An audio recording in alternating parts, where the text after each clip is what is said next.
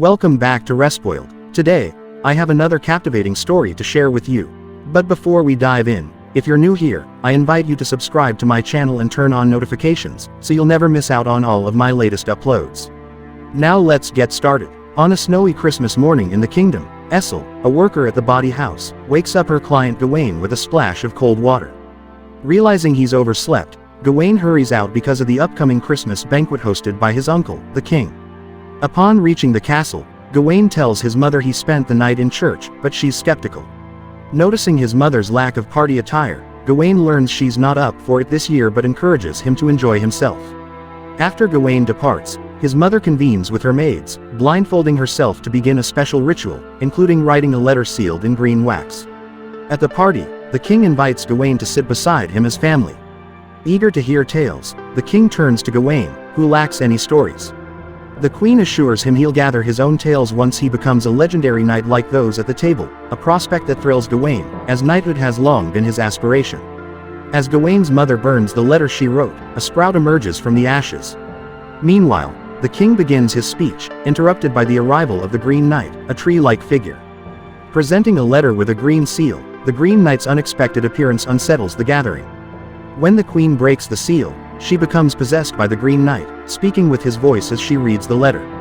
The Green Knight proposes a Christmas game, challenging one of the king's warriors to land a blow against him. If the challenger succeeds, he'll gain the Green Knight's axe, but he must also visit the Green Chapel a year later to receive the same blow in return. As the queen concludes reading, the letter ignites itself, leaving her dizzy and collapsing.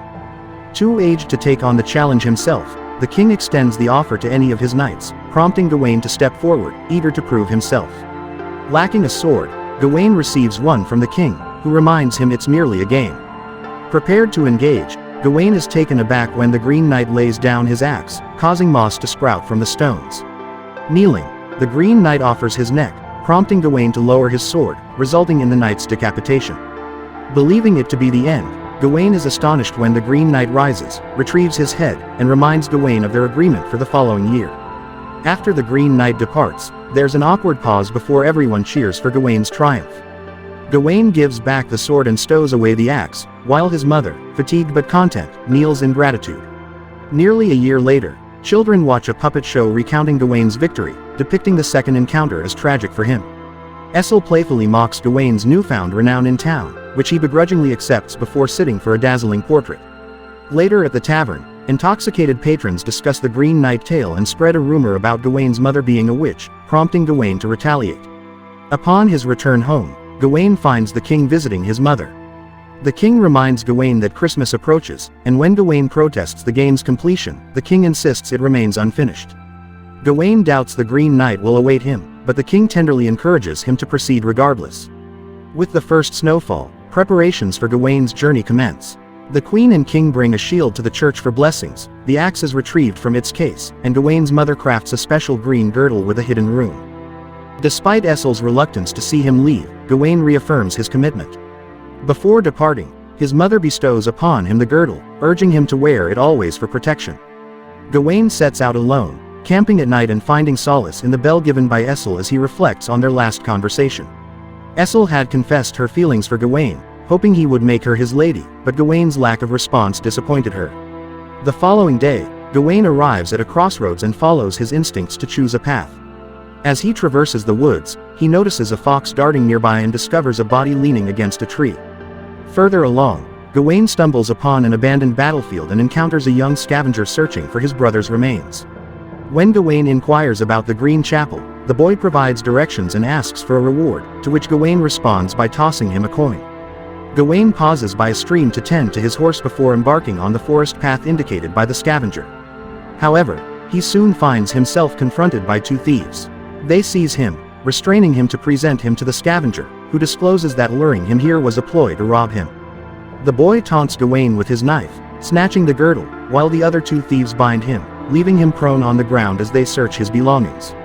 The scavenger shatters the shield and, upon discovering the axe, is so impressed that he rides off with it, his comrades trailing behind, forsaking the rest of Gawain's possessions. Shortly after the thieves depart, a vision of his own demise manifests as a skeleton in Gawain's place. Refusing to succumb in such an undignified manner, Gawain wriggles along the ground like a worm, grasping for his sword. He employs it to sever the ropes, inadvertently injuring himself in the process. After retrieving his belongings, Gawain dashes through the forest, eventually losing his way. As night descends, he stumbles upon a lake, startled by the sight of an abandoned house nearby. Entering the dwelling, Gawain discovers it vacant, opting to rest on the bed. Moments later, his slumber is interrupted by Winifred, demanding to know why he's occupying her bed. Gawain apologizes, citing himself as a lost traveler, prompting Winifred to reveal she's also lost something. Her peculiar movement, floating instead of walking, unnerves Gawain, leading him to speculate she might be a spirit. Upon venturing outside, Winifred recounts how a lord visited her abode, seeking to exploit her, and when she resisted, he murdered her, leaving her head submerged at the lake's bottom. Winifred requests Gawain to retrieve her head, and when he inquires about his reward, she appears puzzled. Deciding to act honorably, Gawain plunges into the lake, where he hears voices calling out to him. Suddenly, the water reddens, and Gawain locates the skull, swiftly retrieving it before resurfacing. Winifred has vanished, replaced by the fox, which departs once it confirms Gawain's safety. Returning to the bedroom with the skull, Gawain discovers Winifred's skeleton on the bed, causing the skull to transform into her actual head. Shocked, Gawain drops it, hearing Winifred reveal that the Green Knight is someone he knows before picking it up again, reverting it to a skull. Gawain reunites the skull with its body on the bed, and as the sun rises, the Green Knight's axe appears in the room. Carrying the weight of the axe, Gawain resumes his journey on foot, with the fox seemingly following him. When Gawain stops at a cave to rest, the fox attempts to enter. Initially attempting to scare it away, Gawain eventually allows the fox to share the cave. The next morning, they travel together. After hours of walking, they reach a hilltop, where Gawain stumbles, nearly losing Essel's bell as he rolls to the bottom. Later, Gawain, hungry, eats the first mushrooms he finds, causing him to vomit and hallucinate moss covering his hand. Suddenly, he hears distant thunder and sees a creepy figure staring at him. The next day, as Gawain and the fox continue walking, the ground shakes, revealing a group of giants emerging from behind the hills. Gawain rushes towards them, asking to ride on their shoulders, but the fox growls at them, causing the giants to move on, prompting Gawain and the fox to take a different road. Hours later, exhausted, Gawain collapses to the ground, uncertain if he can go on. Luckily, the fox discovers a nearby castle, prompting Gawain to gather the strength to run to the doors for help before passing out. The next morning, Gawain awakens in a luxurious bed with someone touching his forehead. Initially mistaking the person for his mother, Gawain realizes it's the castle's lord upon opening his eyes. The lord, a fan of Gawain's story, reassures him that it's still December 21st, allowing him time to rest. After breakfast, the lord introduces Gawain to his mother, whose eyes are covered, and his lady, who bears a striking resemblance to Essel. Gawain politely declines the lady's invitation to stay longer, as he must reach the chapel soon. However, the lord corrects him, revealing that the Green Chapel is only a few hours away, permitting Gawain to rest for a few days before departing on Christmas morning. Gawain agrees to remain and explores the castle, where he encounters paintings featuring the fox. In a vast library, he discovers that the lady has authored and read numerous books. As a gesture of gratitude, she presents Gawain with a gift and requests a kiss, to which Gawain obliges, albeit on her cheek. Next, she invites Gawain to pose for a portrait, employing a lighting trick to create a peculiar upside-down depiction of him while he sits in an adjacent room. Upon revealing the finished painting, the lady notices the bell Gawain wears and inquires if it was a gift from a loved one. When he replies in the negative, she snaps the string and takes the bell. Later, the lord returns from hunting and presents Gawain with the deer he caught. They retire indoors for a drink, and the lord surprises Gawain by pledging to provide him with his best hunt daily, on the condition that Gawain relinquishes anything he receives from the castle in return. Gawain is puzzled by the notion that there might be possessions not belonging to the lord already, but the lord attributes it to the castle's mysterious workings. The lady interjects, discussing the resilience of nature's greens and mentioning the Green Knight. While the lady diverts herself with her cards, the lord inquires about Gawain's aspirations in the arrangement, to which Gawain expresses his desire for enough honor to achieve knighthood. As Gawain prepares for bed, he is visited by the mother, who touches his face and then her own chest before departing without explanation. The following morning, Gawain awakens to find the lady observing him while he sleeps. Approaching him, she questions why he didn't visit her chamber the previous night. Gawain admits he considered it but refrained because it felt inappropriate. The lady then inquires about Gawain's belief in magic and presents the green girdle, disclosing its protective enchantment. Climbing onto the bed, she becomes flirtatious, urging Gawain to take the girdle as they engage intimately. Upon his compliance, she permits him to keep the girdle but admonishes him for not acting as a true knight, leaving behind his own seed on his hand. As she departs, Gawain is surprised to realize the mother has been observing the encounter. Fed up with the charades, Gawain resolves to depart. In the woods, he encounters the Lord, who discerns Gawain has acquired something from the castle. Seeking to reclaim it, the Lord embraces Gawain, attempting to offset his actions with the lady. Gawain rebuffs the advance, declaring his departure, prompting the Lord to unveil his recent catch, the fox, thankfully still alive. As they journey on, Gawain and the fox happen upon a stream enveloped in an orange haze.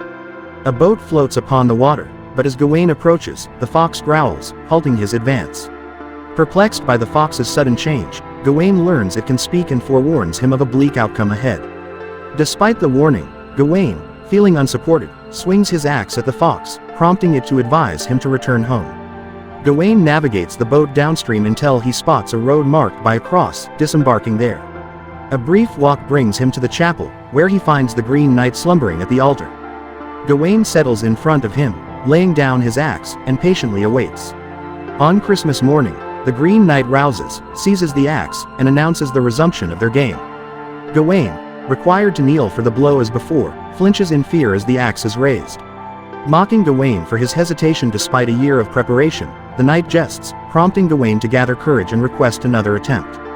Despite the knight's second swing, Gawain's nerves betray him once more as he evades. Doubting the true nature of the game, Gawain repeatedly kneels only to retreat when the axe descends. Determined to survive, Gawain flees and unexpectedly finds his horse in the forest. Upon returning to the city, he is cared for by his mother and then visits Essel, who laments the loss of her bell.